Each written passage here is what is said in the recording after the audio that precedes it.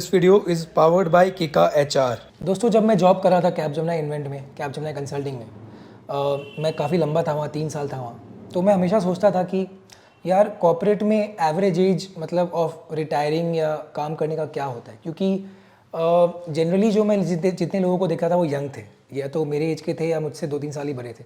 जितना एज बढ़ता था उतने कम लोग होते जाते थे। जब मैंने स्टार्टअप्स में काम किया तब तो मैं देखा था कि 35 से ऊपर लोग ही नहीं है। इसका क्या कारण हो सकता है?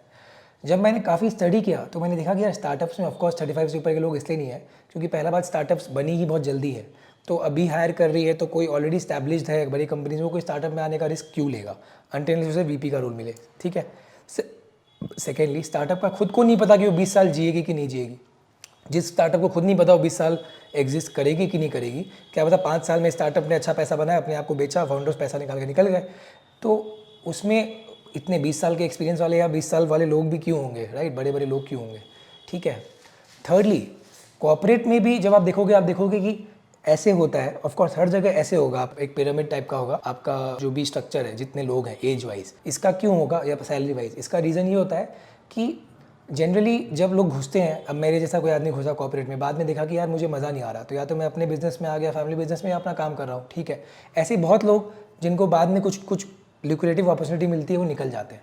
बहुत लोगों को ये भी होता है कि वो अलग अलग सेक्टर्स में निकल जाते हैं। मतलब if once you have a lot of experience then you will not be in a company where a lot of management trainings from IIMs come in, right? You might go to startups, जैसे आप Capgemini invent से आप काम करके strategy से consulting से आप startups जाओ तो आपको स्ट्रैटेजी के रोल्स देंगे, तो वहाँ पे लोग चले जाते हैं। ठीक है। एक और क्या होता है, कई बार लोग of course if you are not passionate about your job as well, तो also you live and you do whatever you do, but you do not survive for much, क्योंकि आप कितना टाइम बिताओगे।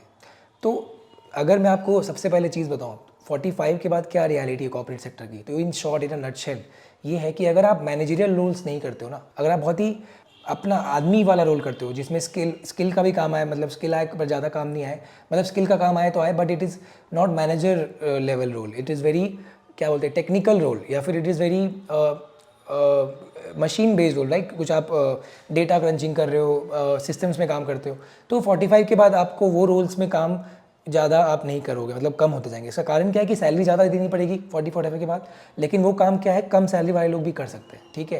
तो कंपनी कुछ ऐसा तरीका बनाएगी कि वो आपको ना रखे। बट कोई ऐसा रोल है जिसमें एक्सपीरियंस का बहुत काम है, लोगों को मैनेज करना है, ठीक है, तो इसमें साल साल का एक्सपीरियंस बहुत काम आता है। तो वो सब रोल्स में, मैनेजरियल रोल्स में ऑफकोर्स एक्सपीरियंस वाले लोग होंगे, और उसमें फिर कोई अगर कम सैलरी में आ भी रहा है और बोलेगा मैं कर दूंगा काम, उसको उतना प्रेफरेंस नहीं मिलेगा। ठीक है। मैनेजरियल रोल्स में एक्सपीरियंस का ही सबसे ज़्यादा वैल्यू होता है।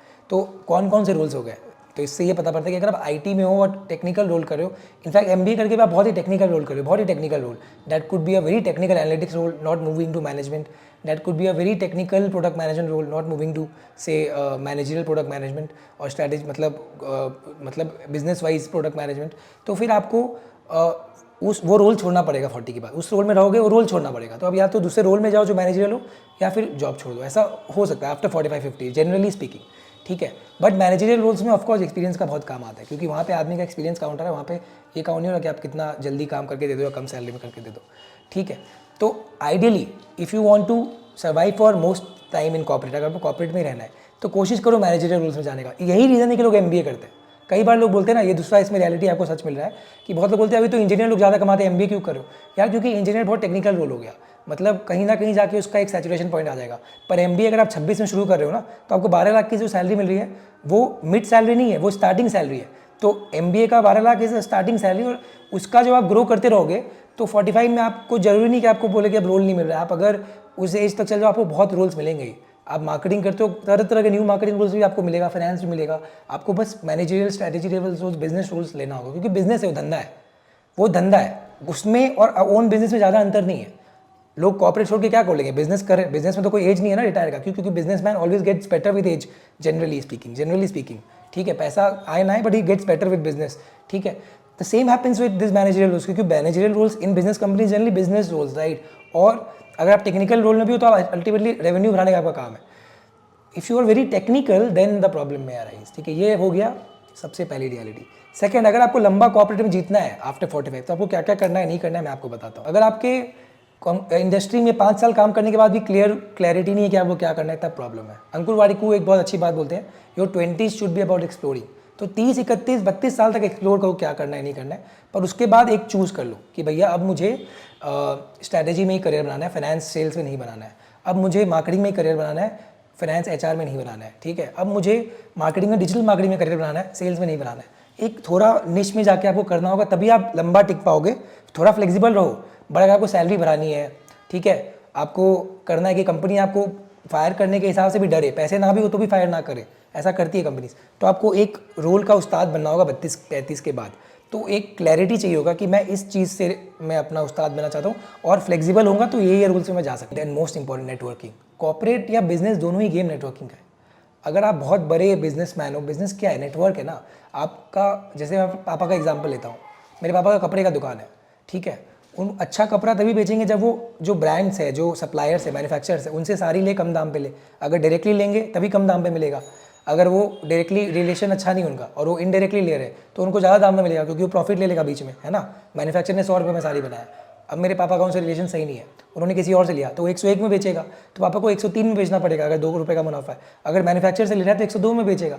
तो point is, relations are very very important. कई ब्रांड्स, मतलब after some point of time people only see relationships, even in business relationship, there of course not personal relationships. Same applies to corporate. आपको promotion, आपको job से, मान लो आपका कोई समय कम आ गया, रिसेशन आ गया, आपके मैनेजर से आपको रखेंगे जॉब में, आपको ग्रोथ देंगे। और मैनेजर्स के अलावा मान लो मैनेजर भी कुछ नहीं कर पा रहा है, तो आपके पीयर्स, मैनेजर का मैनेजर, सबसे रिलेशन बहुत इंपॉर्टेंट है।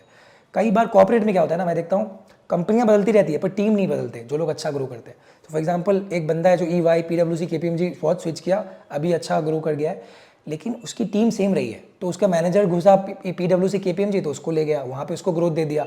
मान लो उसकी सैलरी थोड़ी कम दी, डिससेटिस्फाइड था वो, 20 लाख था उसका KPMG में, मैनेजर वाला रुक मैं कुछ करता हूँ। अगर KPMG में मैनेजर को भी नहीं था उसको अलाउ करना कि सैलरी 30 कर पाए, वो बोला रुक, उसने स्विच करा दिया, चल मैं इधर जा रहा हूँ, वो नई कंपनी में गया, मान लो EY में, वहाँ पे मैनेजर बन गया, ठीक है। ऑफकोर्स वो ऊपर ही रोल में जाएगा। अब उसने बोला मुझे इस रोल के लिए एक नया बंदा चाहिए, तो इस अपने एक्स सबऑर्डिनेट को हायर करेगा, तब तो री सैलरी नेगोशिएशन होगी। और सैलरी नेगोशिएशन में हायरिंग मैनेजर का बहुत काम होता है, बहुत रोल होता है, बस उसका सैलरी बढ़ जाएगा। मैंने आपको एक रामबाण बता दिया सैलरी बढ़ाने का, माय डियर फ्रेंड्स। ये तरीका बहुत लोग बोलेंगे क्या बोला, पर ये सच होता है। आपकी सैलरी तब करेक्ट होती है जब आप जॉब चेंज करो। सेम कंपनी में रह के करेक्शंस बहुत कम होता है, ये रियलिटी है। और जॉब चेंज करोगे, सैलरी करेक्ट करना है, अगर आपकी मैनेजर से अच्छे टर्म से, वो कहीं और गया, वहाँ पे आप करो। ऑफकोर्स वाजिब होनी चाहिए वो, मतलब आपकी सैलरी कम होनी चाहिए, फिर ज़्यादा होगा तभी करेक्शन। बोलो ज़्यादा सैलरी नहीं मिल जाएगा, सैलरी करेक्शन हो जाएगी फिर, क्योंकि वो आप जान रहा है कि आपको कम मिल रहा है, वो जान रहा है कि अब आपकी री सैलरी नेगोशिएशन होगी तो वो आपको 3-4 लाख बढ़ा के दे देगा। टाइमली स्विचेस, टाइमली स्विच का क्या मतलब होता है मैं आपको बताता हूँ, मैंने पहले भी बताया हुआ है। मान लीजिए कि 2 बच्चे एक साथ निकले हैं, 2 मतलब स्टूडेंट्स एक साथ निकले हैं MBA के बाद, बच्चे को मेरे किसी ने बोलने मना किया है, ठीक है, दोनों 12-12 लाख पे निकले। एक बंदा, दोनों को स्विच करना है, एक बंदा ने 12 लाख पे रहा, 12 लाख पे रहा, साल भर काम किया, 11वें महीने में स्विच कर दिया, क्योंकि उसे किसी कंपनी ने बोला यार मैं 16 लाख दूंगा, उसने बोला 16 मिल रहा है, अच्छा रोल मिल रहा है, ले लेते हैं, क्योंकि आगे मिलेगा नहीं मिलेगा, ठीक है। एक बंदा ने थोड़ा वेट किया, वो 12 महीने बाद इसी कंपनी में हाइक लिया, 10% का ही हाइक हुआ, 13.2 हुआ, अब वो उस पर वहीं फिर रुका वो, ठीक है। उसके बाद एक प्रमोशन लिया, 15 हो गया, दूसरे साल बाद मतलब 16 हो गया, फिर उसने हाइक लिया उस पर बहुत ज़्यादा, तो 24 हो जाएगी सैलरी। जबकि दूसरा बंदा का क्या होगा, उस कंपनी में जाएगा तो हो सकता है फर्स्ट कंपनी में, मतलब जो फर्स्ट गया है, हो सकता है उसका उस कंपनी में अप्रेजल ना हो, क्योंकि वो कंपनी उसे बोलेगी कि तुम अब नए नए आए हो, इस साल का अप्रेजल मिस हो गया, तो उसे हाइक नहीं मिला, और क्या हो गया, उसका सैलरी भी बस स्विच वाला हाइक मिला। इस बंदे को अप्रेजल का भी हाइक मिला, स्विच का भी हाइक मिला। तो ये टाइमली स्विचेस बहुत इंपॉर्टेंट है यार माय डियर फ्रेंड्स। कभी भी स्विच करो, अप्रेजल का साइकिल देख लो, नए कंपनी में क्या अप्रेजल का साइकिल है, अभी क्या अप्रेजल का साइकिल है। ये मैं जॉब में सर्वाइव करने के लिए नहीं बोल रहा हूँ, सैलरी के लिए बोल रहा हूँ, but salary is also very linked, very much linked with the role. कई बार क्या होता है कि आपका सैलरी देख के आपको कंपनी रोल देती है, manager, assistant manager, senior manager, बहुत सच बात है ये। अगर आपकी सैलरी 40 लाख है, आप कोई कंपनी में जाओगे, आपको वो 41 ही लाख दे, तो उसको डायरेक्टर, एसोसिएट डायरेक्टर रोल देना ही पड़ेगा, वो आपको एग्जीक्यूटिव रोल दे ही नहीं सकती, कुछ नहीं कर सकती, वो कुछ नहीं कर सकती, क्योंकि उसको मैच करना है अपना रोल और सैलरी। तो सैलरी बढ़ाना आपका हक है, इसीलिए हक है सेल्फ सर्वाइवल के लिए, और मैंने आपको टेक्निक बता दिया। Next is work life balance at the right time. For example, if you have to play the corporate game long, it is a marathon not a sprint, ठीक है। तो आपको देखना है कि 30 तक आपको पहले मतलब जब तक आप शादी ना करो तब तक आप काम ज़्यादा करो, वैसे कंपनी में हो जहाँ सैलरी ज़्यादा मिले, ग्रोथ ज़्यादा हो, काम ज़्यादा हो। फिर जब आपकी शादी हो जाए, आपको चिल मारना है, कहीं ऐसी जाओ जहाँ वर्क लाइफ बैलेंस हो, बच्चों को बड़ा कर दो, फिर कहीं ऐसी जगह जाओ जहाँ पे आप लीडर बन सको, फिर आप कहीं ऐसी जगह जाओ अगर आपको फिर चाहिए वर्क लाइफ बैलेंस हो। तो मेरे ख्याल से switches should be more based on rather than salary, it should be based on the time of life that you are in. शादी के पहले एक टाइप के सेक्टर्स में, शादी के बाद एक टाइप के सेक्टर्स में, तभी आप लंबा खेल पाओगे। जैसे अगर आपके किड्स हो गए ना, बहुत बार किड्स होने के बाद लड़के लड़कियों दोनों के ही प्रायोरिटीज बदल जाते हैं, तो वो सैलरी के हिसाब से ही फिर डिसीजन नहीं लेते, क्योंकि यार सैलरी इज मीन्स, एंड क्या है, right? End is your family और friends. Next and most important point, adaptability to change. जो लोग चेंज से अडेप्ट नहीं हो पाएंगे उन्हें फिर जल्दी करना पड़ेगा अपने आप को, एक बार झटका लगेगा। मैं आपको बताता हूँ कैसे, मैंने ये अपनी आंखों से देखा है। जो सेल्स एंड मार्केटिंग के लीडर्स थे, जैसे मैं जिस कंपनी में था सनस्टोन स्टार्टअप में, मैं जिनको रिपोर्ट करता था मार्केटिंग हेड थे, उनको यूट्यूब अच्छे से नहीं आता है। Was a great marketing guy, he come from racket, he did not know YouTube well, but he learned जब उनके फ्री टाइम में, so that he knows YouTube well because he had to manage me. अगर मैं देख रहा हूँ मेरा manager को यूट्यूब आता ही नहीं है, मैं कुछ भी उसको पट्टी पर आ दूँ, उसको तो लॉस हो जाएगा, फिर उसको सहेगा, उसको निकलना पड़ेगा कंपनी से। तो वो देखता था कि चल मुझे यूट्यूब ज़्यादा आता है और यूट्यूब नया चीज़ है तो उसको नहीं पता, क्योंकि यूट्यूब तो भी 3-4 साल में उभर के आ गया कॉर्पोरेट रोल्स में, तो कैसे सीखेगा वो बेचारा। He was good at marketing, he knows YouTube as well overall, but he doesn't know the integrations of YouTube, कि शेड्यूलिंग क्या होता है, CTR AR, कौन से क्या क्या चीज़ को देख के सक्सेस नाप पे। सिर्फ सब्सक्राइबर को देखे कि व्यूज़ देखे तो कैसे देखे कि व्यूज़ बढ़ाए, इंप्रेशंस को टारगेट करे कि CTR को टारगेट करे, क्लिक थ्रू रेट को टारगेट करे कि किसको इंपॉर्टेंस दे, थंबनेल को इंपॉर्टेंस दे, एंकर को इंपॉर्टेंस दे, कंटेंट को इंपॉर्टेंस दे, सबको इंपॉर्टेंस दे। ये सब उनको नहीं पता था, तो वो स्टडी करते रहते थे, मुझसे भी समझते रहते थे। This is adaptability to change, क्योंकि उनको पता था अब उन्हें मार्केटिंग हेड बनना है अगले 10 साल, तो digital marketing is important role, and उसके लिए उनको यूट्यूब सीखना है, परफॉर्मेंस मार्केटिंग भी थोड़ा बहुत सीखना है, और मे भी अलग प्लेटफॉर्म सीखना है।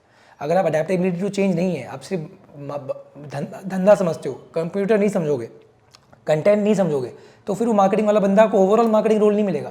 उसको उसका CEO बोलेगा कि तू एक काम कर, तू सेल्स का हेड बन जा, या तू मतलब एक पर्टिकुलर मार्केटिंग का हेड बन जा, क्योंकि डिजिटल तो तू समझ नहीं पाता है मैं क्या करूँ। ओवरऑल मार्केटिंग हेड वही बना जो सब कुछ समझता है, वो तभी होगा जब आप अडेप्टेबल टू चेंज हो, क्योंकि कोई नई नई चीज़ आती रहेंगी।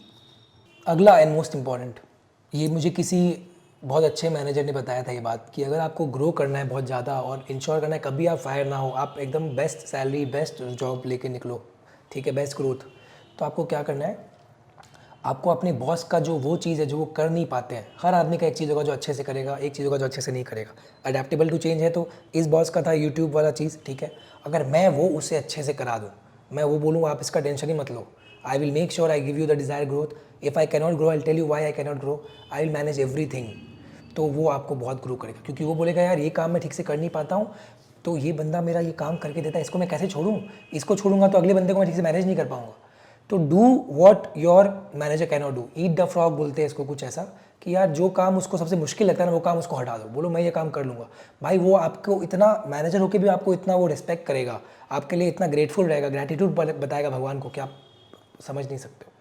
मेरी भी यूट्यूब टीम में, मैं बताऊंगा, नाम नहीं लूँगा, बट 1-2 ऐसा फंक्शन है जो मुझे बंदे चाहिए ही चाहिए, ठीक है, क्योंकि वो काम मैं नहीं कर सकता, और जो दूसरा बंदा है वो मुझे पता है उतना अच्छा नहीं करेगा। वो कोई और काम हो जो मैं खुद कर सकता हूँ, मुझे उस बंदे की उतनी इंपॉर्टेंस नहीं होगी, भले ही वो बंदा ज़्यादा अच्छा काम करता हो, बट ऐसा काम है जो मैं कभी ज़्यादातर नहीं कर, मतलब आता भी नहीं है, और कोई बंदा करता है, भाई उसके लिए मैं बहुत ग्रेटफुल रहूँगा। ये हर इंडस्ट्री का सक्सेस का रूल है माय डियर फ्रेंड्स। इसी के साथ वीडियो एंड करके आपको ऑल द बेस्ट बोलते हैं। Stay safe and take care.